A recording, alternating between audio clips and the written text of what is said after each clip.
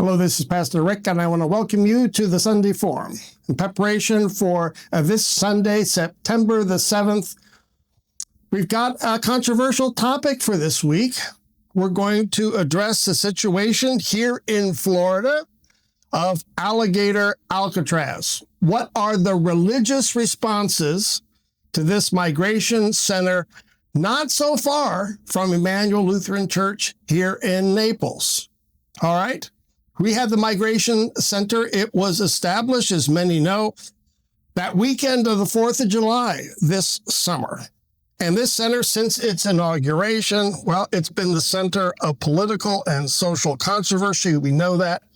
And religious groups have weighed in on what is happening there in this center. There's concerns about immigration policy, the environment, and the respect for human dignity. And so we want to take a look at this center as a way of addressing what do religious communities have to say about this center itself and what it represents. And so let's take a look at what has happened. We know very recently in July, there was a delegation of some of our delegates, some of our political leaders who finally got in to visit the center in the midst of July. And although they went and had to get legal redress to go and visit the center, when they came in and saw what they saw, they came out with, well, different reports. We have to say it. Now, the center, again, which was inaugurated on July the 3rd, was meant to be a temporary solution by the governor and by our Homeland Security leaders, Kristi Noem, to take up to 3,000 persons, maybe up to 5,000, but as a temporary solution to a problem. And when these politicians visited, like I said, the Democrats had a different report than the Republicans. The Democrats, the ones that I found quotes for, were Debbie Wasserman Schultz and Maxwell Frost. They described the conditions that they saw amongst these 3,000 detainees. They described it as alarming. Calls, they felt they had up to 32 people in a cell with only 3 bathrooms to share, high temperatures, insects infested, a lack of food, adequate facilities. The air conditioning was not working. It was too hot. And there was very little respect for human rights and their use. In other words, as Debbie Wasserman Schultz said, it was horrific, vile, and deeply disturbing. Now, that's on the Democratic side, responding to that visit. On the Republican side, you get a whole different message. Here it was from Blaise Ingratria and Jay Collins, and they said that we saw that the facility was clean. We have to defend the installation and what it's trying to achieve. They did have functioning air conditioning. They have backup generators, and they felt they were acceptable conditions because it's a temporary facility. So it's like from the two political parties, 2 completely different reports of what was happening with these detainees in Alligator Alcatraz. And of course, as we know, this was promoted by our governor here in Florida, Governor DeSantis. There were even T-shirts that were sold to promote that the government was dealing directly with this issue then of detainees and migrants. So, as of this day as we're filming, I was going to say that Alligator Alcatraz was still open, but I've just seen a report from CNN that suggested that they're going to be closing down this facility very soon. And in the report, whether it's true or not, we'll know very soon, was that a local Jewish group wanted to send chaplains into this facility. And the response was, you won't need to do that because we are going to be closing down this facility very soon. There will be no one there, and we're going to be sending everyone to another detention center up north here in Florida. All right, so a lot going on here.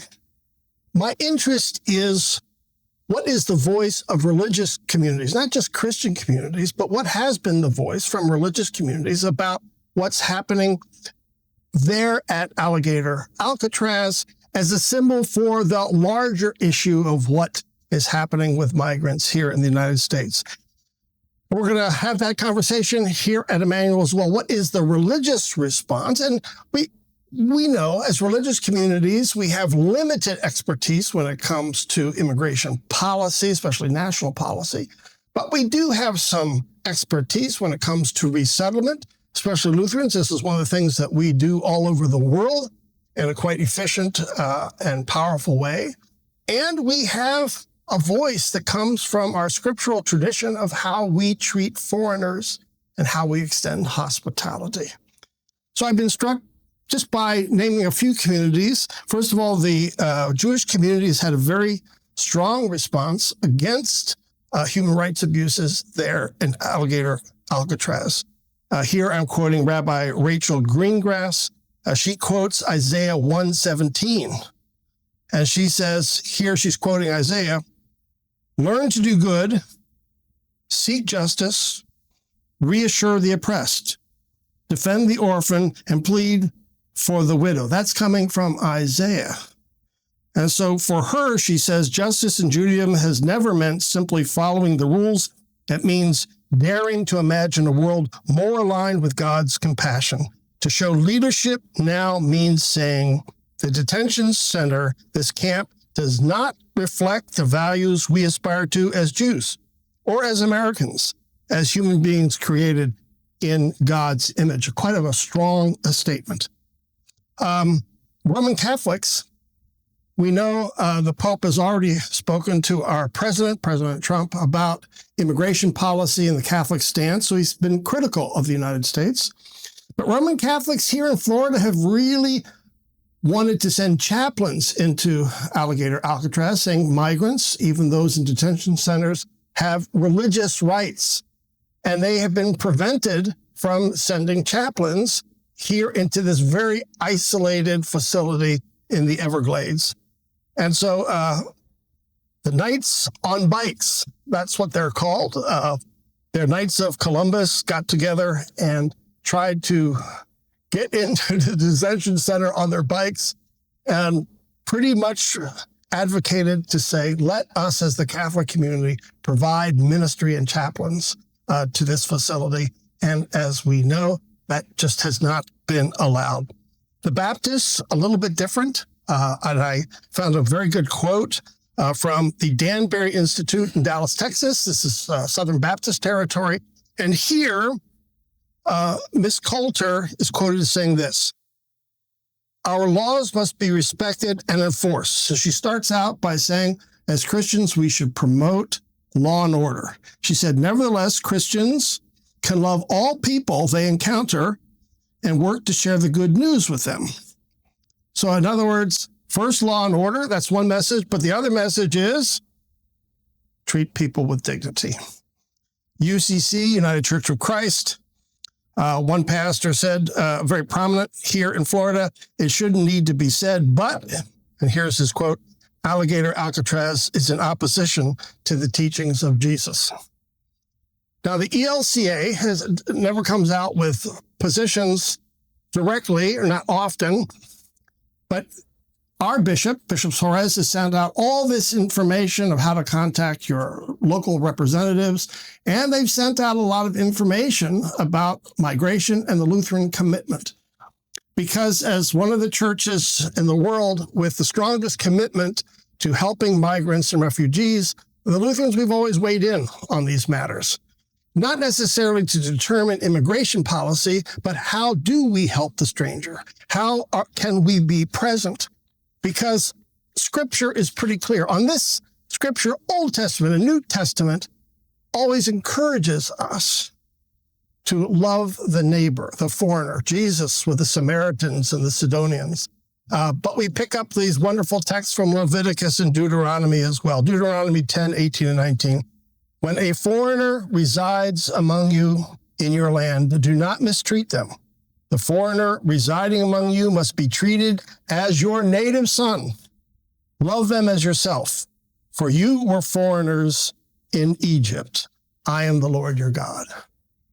All right, so that's what we want to talk about now in the Sunday Forum. What is our immigration policy? And more importantly, how do religious people, what do we have to offer to the conversation? We might be Democrats or Republicans and have certain commitments for policies, but now as Christians, in addition to political stance, as Christians, what do we bring to the conversation in loving the neighbor? Join us after the worship service on Sunday at 10:15 for this very important conversation. And thanks for joining us on the Sunday Forum. Bye-bye now.